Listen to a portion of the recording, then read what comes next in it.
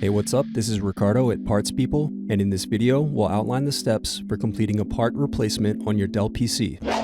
Visit our website and use this coupon for a 5% off discount.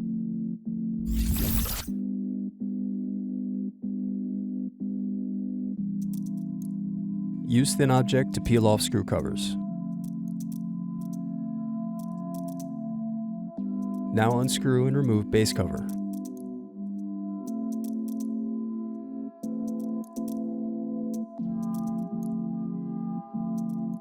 Then unscrew and disconnect battery.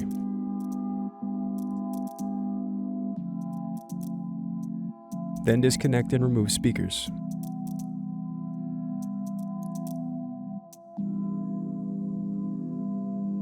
Then unscrew and disconnect touchpad.